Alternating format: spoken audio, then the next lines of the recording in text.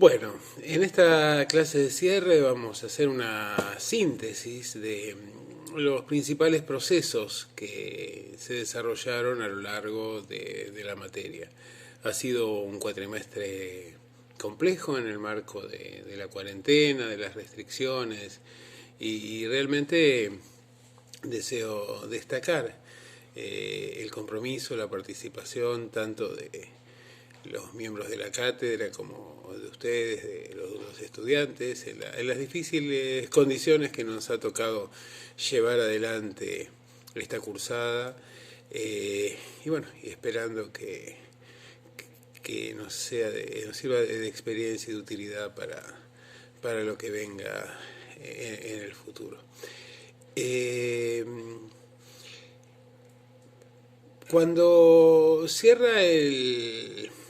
marco temporal, el marco cronológico de la materia, para 1916, la Argentina era muy diferente a aquella que había iniciado el proceso en 1853. La caída de Rosas había favorecido la imposición de un proyecto colonial, un proyecto hegemónico liderado por las clases propietarias. Estas clases propietarias habían establecido un pacto de dominación claramente con Gran Bretaña y evidentemente en buena medida toda su política exterior y el diseño de lo que había sido su sistema de dominación interior estaban retroalimentados. Eran la cabecera de puente de un proceso de saqueo, de un proceso de enajenación de las riquezas, del trabajo, de empobrecimiento generalizado de la sociedad, de enriquecimiento de los sectores más concentrados y claramente de un proceso de vaciamiento, de capitalización de los beneficios primordialmente en la órbita imperial. Se habían utilizado distintos elementos, distintos recursos para llevar adelante este proceso de transformación, desde la represión directa, la censura periodística, la agresión, verdadero genocidio que tiene lugar en los años 60 de exterminio de las bases del Partido Federal. No solo se había llevado adelante este proceso de genocidio al interior del territorio nacional, sino que se había extendido al Paraguay por su posición reacia al sometimiento a los intereses y las exigencias británicas, pero también esa guerra del Paraguay había servido para llevar adelante un proceso de silenciamiento, de exterminio interno, un proceso de consolidación de la autoridad política, un proceso de consolidación de la propiedad en manos de esa oligarquía que no solo va a conservar sus riquezas, sino que las va a extender significativamente, tanto en lo que tiene que ver con la vinculación económica, comercial y financiera con Gran Bretaña, como también en lo que tiene que ver con la expansión de sus dominios a lo largo de la zona sur de nuestro territorio, favorecido por la campaña al desierto llevada adelante por Julio Arroca. El fraude había sido la garantía para excluir socialmente a las mayorías y también y políticamente, naturalmente, y también para concentrar la autoridad política, social, económica, cultural en una pequeña élite con sede en Buenos Aires y con alianzas en las distintas provincias del territorio nacional. La política durante buena parte del periodo fue una política que se desarrollaba en el plano de lo local y más que nada tenía un marcado sesgo social. Los protagonistas de la política pertenecían al mismo sector, a una clase que concentraba riqueza, poder, tanto en el marco económico o político como en el simbólico. Y de a poco fueron borrando todo resto de alternativas en lo que tiene que ver a proyecto de nación, en lo que tiene que ver con disidencias en cuanto a la organización de un país cada vez más centralizado, cada vez más concentrado y cada vez más excluyente. El recurso a la inmigración, una inmigración que poco tenía que ver con la que había sido planificada por Alberto Sarmiento, pero que de todas maneras resultó útil para reemplazar la mano de obra que fue exterminada,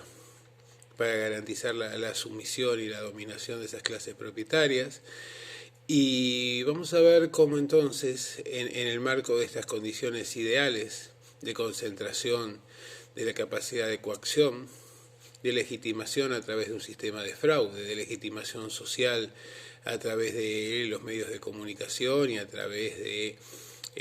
distintas instancias en el marco de los recursos que se habilitaban y que tenían que ver con la ocupación del espacio público, que tenían que ver con la utilización reiterada del poder de policía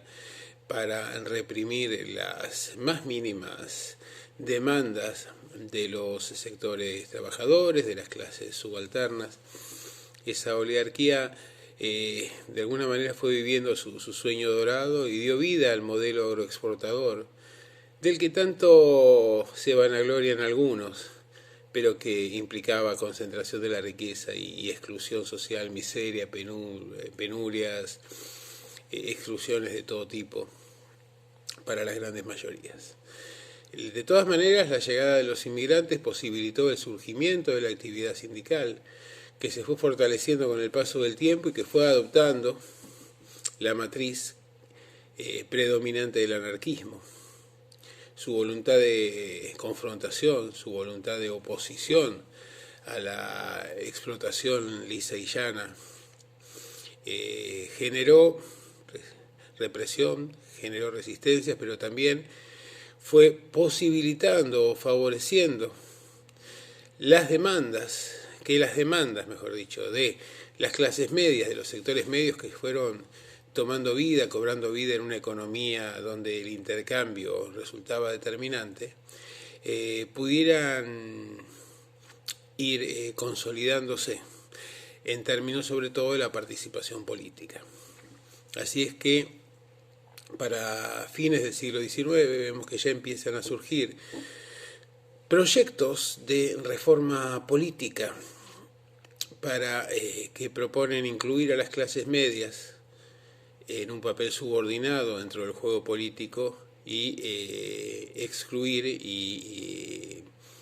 de lo político y también mantener la sumisión en términos sociales de las grandes mayorías populares compuestas predominantemente por inmigrantes privados en la letra de esos derechos políticos. La memoria, la referencia a la reforma inglesa de 1832, que incluyó a esas clases medias que evidentemente, digamos, se veían expresadas en los partidos que surgen en la última década del siglo XIX, la UCR y el Partido Socialista, que claramente no tienen ningún viso de compromiso de clase, sino fundamentalmente pretenden ser una vía para el ascenso individual de quienes participaban de estas agrupaciones y también de los sectores medios que aceptaban una inclusión y un liderazgo de las clases acomodadas siempre y cuando se vieran beneficiados en sus propios pecunios o en sus propias trayectorias personales. Para fines de la década del 90 creo que queda claro que por un lado con las revoluciones radicales que lo único que buscaban era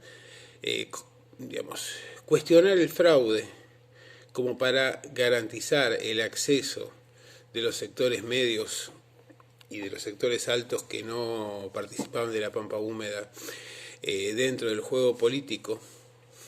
Esas revoluciones radicales generaban una sensación de inestabilidad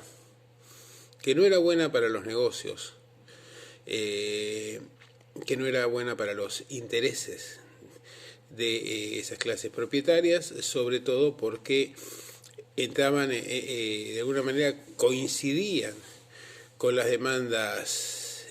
con las justas demandas de los trabajadores y con su disposición a defenderse incluso de manera violenta frente a una economía inflacionaria que iba favoreciendo el saqueo, el vaciamiento de la capacidad de compra de los salarios y además en condiciones laborales que realmente eran deplorables y que marcaban todo tipo o toda la falta de cualquier clase de prejuicio o de limitación a la exportación más violenta, más virulenta, más brutal, para obtener beneficios y concentrar reiteradamente y ampliar la riqueza y ampliar obviamente su capital. Por esta razón es que ya Roca Sáenz Peña desde la década del 90 va a tratar de impulsar la reforma política. Roca consigue frenar esto haciendo llegar a la presidencia a su padre, pero luego en la continuidad de las disputas internas dentro de esa oligarquía por cuestiones de distribución de poder y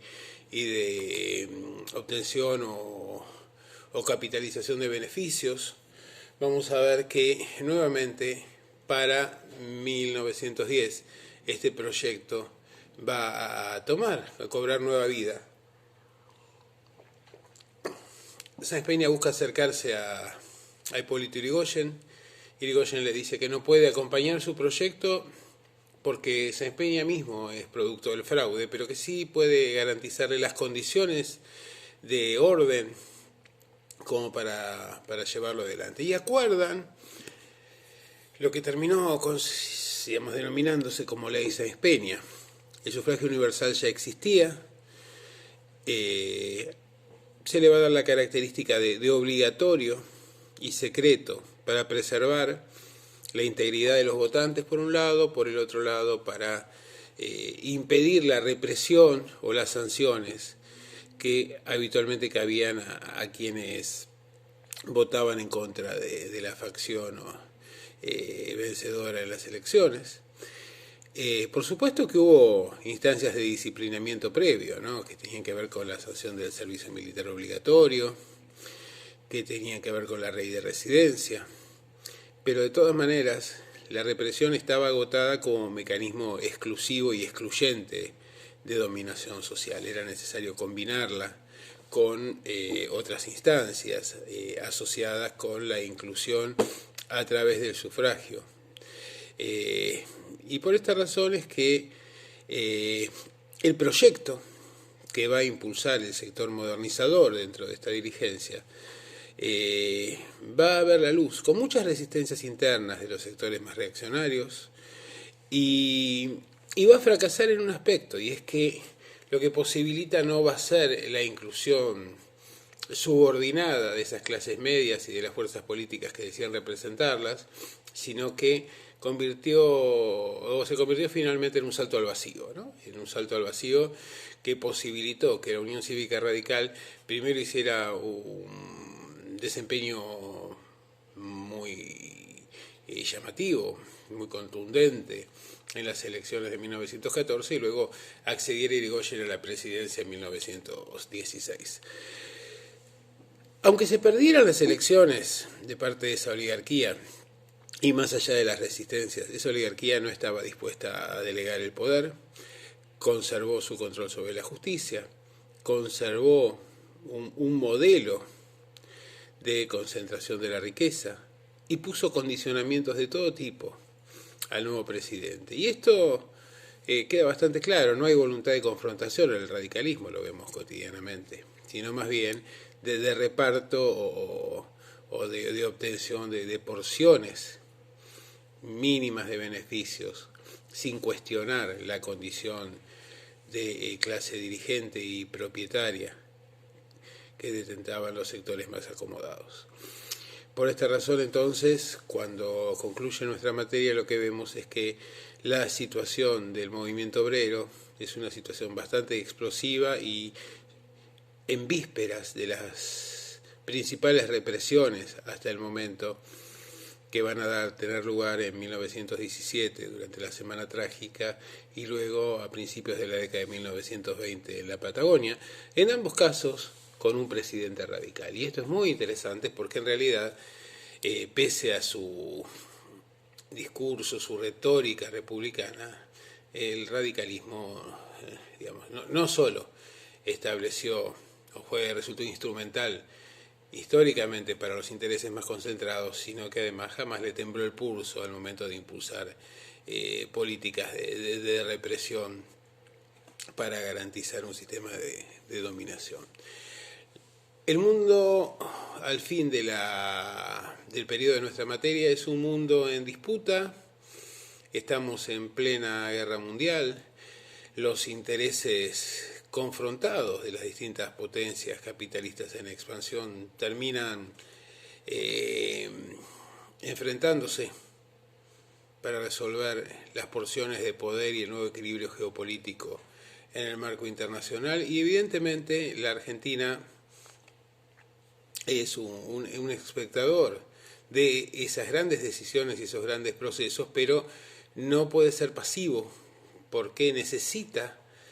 incorporarse a esa gran política, esa política internacional, y por eso es que la situación que corresponde generalmente a cualquier sociedad colonial o semicolonial